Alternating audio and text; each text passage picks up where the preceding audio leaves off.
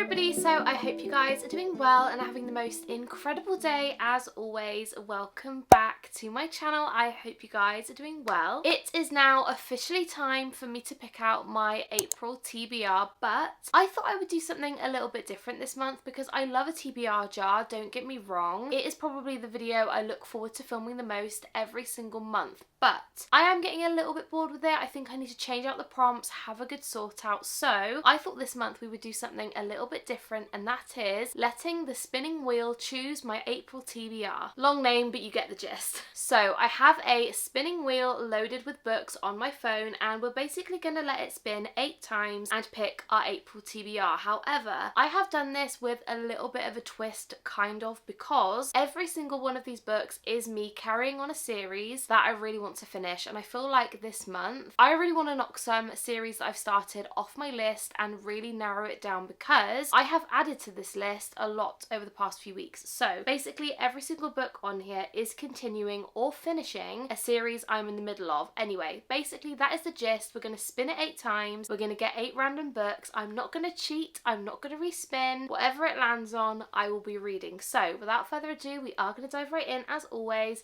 I hope you guys enjoy and carry on watching. Okay, I won't lie to you, I am so scared right now. Okay, so let's spin for the first one, and I'm going to let you guys see it as well. So here we go.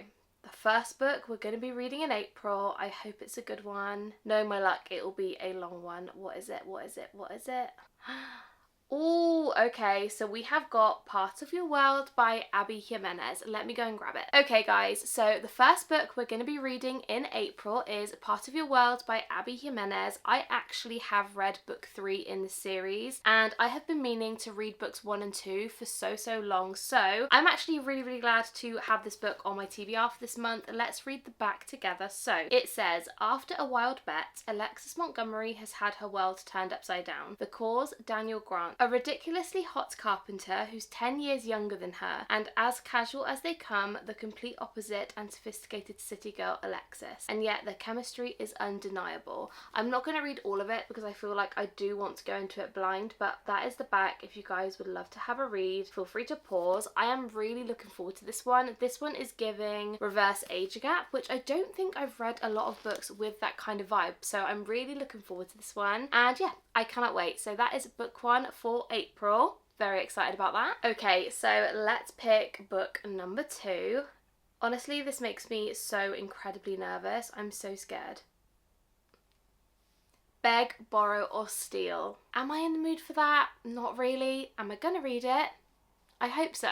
Okay, so book 2 we have for April is Beg, Borrow or Steal. This one is by Sarah Adams, and this one I believe is the 3rd book in the When in Rome series, which means it will complete a series, which I'm really happy about. So this is what the cover looks like. It is so adorable, and on the back of this one it says, Emily Walker hates everyone disrupting her carefully curated life, especially her legendary nemesis, Jack Bennett. The exact opposite of the wonderful heroes she's dreamed up in her double life as a romance writer, but now Jack's back in town after a failed engagement, and he's here to stay as both her colleague and her neighbour. Jack is glad to be back, eager to renovate his house and work on the next mystery novel under his best-selling pen name.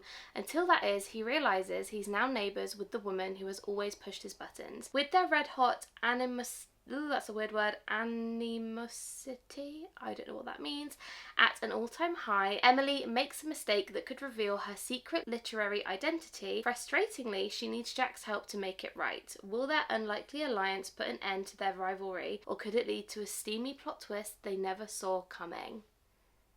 That sounds really fun. So this is like rivals, enemies to lovers kind of vibe, which I'm so excited about. It's giving like Emily Henry book lovers kind of vibe, which I'm really looking forward to. So that is book 2, and actually I'm really looking forward to this one. I hadn't actually read the back and honestly had no idea what it was about, so I'm really looking forward to that one. Okay, and now we are picking book number 3. I feel like this spinning wheel really takes its time to select which one it is, so there's always this awkward silence between us. But anyway, this is book number 3, and we have Lost and Lassoed. I cannot wait to read this one. I'm hoping it's somewhere near me. Back actually I have no idea where it is, so bear with me, I've got to try and find it, 1 second. Okay, so book number 3, we have Lost and Lassoed by Lila Sage. This one I am so excited about because this one is Teddy's book, which I have been looking forward to ever since I started reading book 1. So this is the 3rd book in the Rebel Blue Ranch series, which I absolutely love, and on the back it says, Teddy Anderson doesn't have a plan. She's more of a go with the flow type of girl, but for some reason the flow doesn't seem to be going her way this time. Gus Ryder has a lot on his plate. He's always been the dependable one, but when his workload starts to overwhelm him, he has to admit that he can't manage everything on his own. He needs help. His little sister's best friend, the woman he can't stand, the woman he can't stand is not who he had in mind, but when no one else can step in to look after his little girl, Teddy is the only option he's got. Tempers flare, tension builds, and for the first time ever, Gus and Teddy start to see each other in a different light. As new feelings start to simmer below the surface, can they keep things cool, or will both of them get burned? I am excited for this. I have been honestly waiting for this book and I cannot wait to continue this series. So that is book number 3, which I am really looking forward to. Honestly guys, I am really going to try to stick to my TBR in April because I feel like the past couple months I just haven't, I haven't been sticking to TBRs. I've been picking TBRs and then I've been thinking of like videos to film basically, and then none of the books correlate to the videos.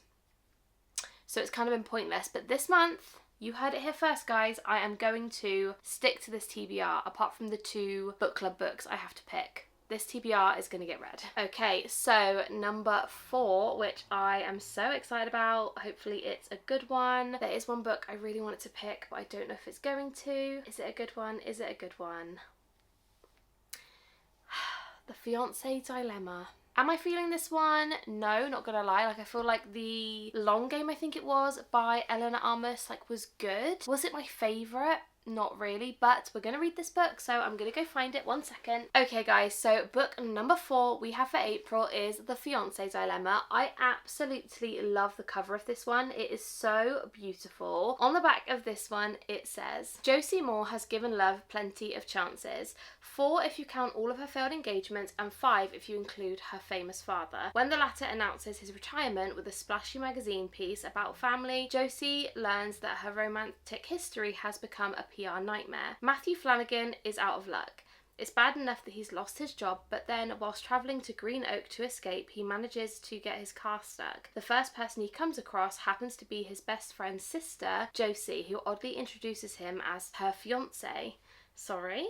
What starts a misunderstanding quickly turns into a fake engagement. A new ring on Josie's finger is the last thing she wants. But at least it's only temporary. They have rules in place and an agreement that no matter what, nobody says I do. By the sounds of it, it's a fake dating, best friend's little sister, well more so fake engagement I guess. I am really looking forward to this one. I feel like it is right up my street, and I didn't really read the back when I bought this one again, so I had no real idea what it was about apart from a fiancé situation, so there was going to be some sort of engagement. Anyway, that is book number 4. Quite excited about that one now. Okay, so book number 5 on the spinning wheel. I'm really hoping that we can read book 2 in the Zodiac Academy series, so that is what I would like, please. Is it going to be that one?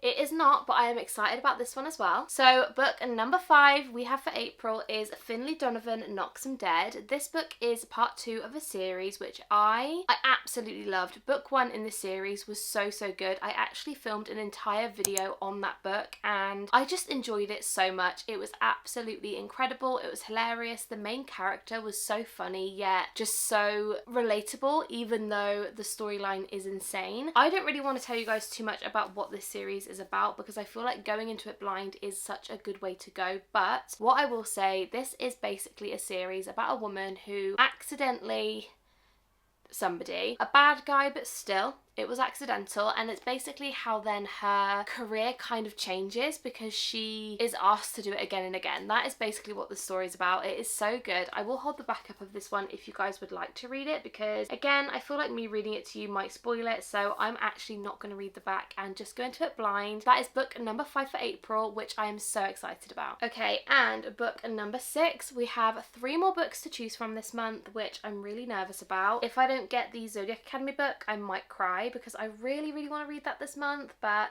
again, book number 6, a photo finish. I'm excited about this one too. So a photo finish is by Elsie Silver. This is part of the Gold Rush Ranch series. I really need to hurry up and get through Elsie's backlog because I'm trying to read them in chronological release order. So I've only actually ever read one of her books, which was Off to the Races. I absolutely devoured that book. I loved it so much, and I don't know why I didn't then instantly think to pick up this book, because not only are they very short, they're very easy to go through, they're spicy, they're fun. I had like no real issues with her writing, and I don't know why I didn't just continue. So this is book 2. This one is about Violet and...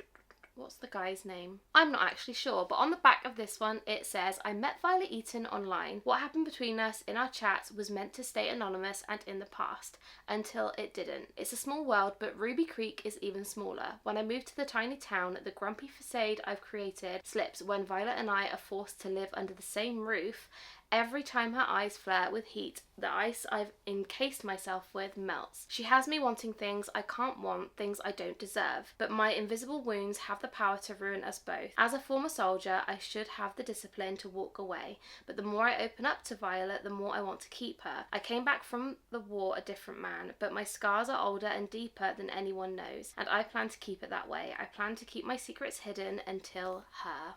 That sounds so good. I'm so excited about this one. Again, as I said, I absolutely devour Elsie's writing, and I feel like this is going to be so good. It's not very long. It's literally 120 something pages, so it's a really good size for a romance, and I can see myself just binging this book. So this is book number 6, and I'm so excited about this one. Okay, book number 7. I'm actually really enjoying myself doing the spinning wheel thing. I feel like it's a nice change this month. So book number 7 is Better Hate Than Never. This is one I really didn't want, but we're gonna have to go with it. So book number 7, we have Better Hate Than Never by Chloe Leese. The only real reason I didn't want to read this one is because, if I'm being real with you guys, I don't remember an awful lot from book 1, so I feel like going into book 2, I'm just gonna be like, no idea who these people are. Do you know what I mean? So let's read a bit of the back together. Katerina Wilmot and Christopher Petruccio shared backyards as kids, but as adults they won't even share the same hemisphere. That is until Kate makes a rare visit home and their fiery animosity rekindles into a raging inferno. So it's going to be kind of like Neighbours to Lovers. That's what I'm getting. Despite their friends and family's pleas for peace, Christopher is unconvinced Kate would willingly douse the flames of her